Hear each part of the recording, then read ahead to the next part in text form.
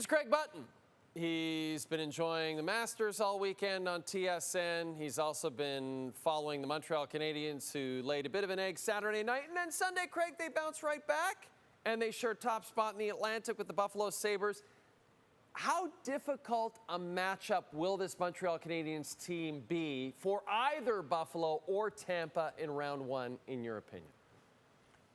You know, it's going to be a difficult matchup because the Montreal Canadiens are playing so well. And they're not just playing well in one area of their game. Their defensive play has improved. Their goaltending's been really good, obviously up front offensively. And you look at how their defense, and I really think Caden Gooley coming back healthy has really helped that blue line. It's taken some of the, what I call the heavy minutes away from some other players, and he's filled that in, and he's that type of player. But why don't we just start? I mean, Cole Caulfield gets goal 50 on Thursday. You know, Slavkovsky gets the winning goal on Thursday on a great play by Suzuki. You watch what Suzuki does. He gets point number 100 on Sunday. Lane Hudson, he ties Larry Robinson's record for most assists in a season by a Montreal Canadiens defenseman. I'm not even talking about Demidov and Kapanen and Newhook, who have formed a great second line now for the Montreal Canadiens. They have the grind down deeper in their lineup, and you start to see them getting healthy, players coming back into the lineup. Kirby Dach, Alexander Carrier coming back, which would be good. Hopefully Noah Dobson, the week rest gets them ready for the playoffs.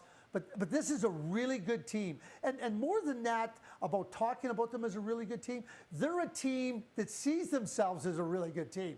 They're not going out on the ice saying, well, you know what, let's hope we win. Let's try to survive the period. Let's weather the storm. One of the great cliches that I absolutely hate. They go out there with the idea that we got a chance to win because we're good enough. And we're good enough to beat anybody, anywhere. They've shown that. They've shown that in the last number of weeks, that 5-game winning streak on the road, beating Tampa Bay in Tampa Bay, Carolina in Carolina, coming home and beating the Tampa Bay Lightning and showing that, hey, we need to be taken seriously. And if anybody's not taking them seriously, do it at your peril, because they're a team that should be reckoned with. Let's see if you feel the Ottawa Senators are in the same boat. This is head coach Travis Green on Saturday. Our goal is not to just make the playoffs, it's to win the Stanley Cup. Craig, what has to go right for that to happen? Does Linus Ullmark have to go on a run like Jordan Binnington did in 2019 for the St. Louis Blues? I might suggest that he's already doing that if you look at what Linus Ullmark has done. Since January 25th, Linus Ullmark has the third most wins amongst goaltenders in the NHL with 14. Save percentage, one of the top. Goals against average, you know where he sits? Number 1.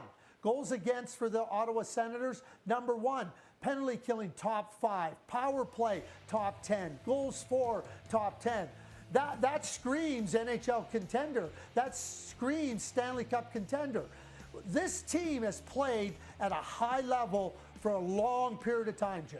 The only reason that they were going into April trying to secure a playoff spot was because in the absence of Linus Ullmark, their goaltending was right at the bottom of the league. It was terrible. It couldn't win them games. It was losing them games that they were playing well enough in to win.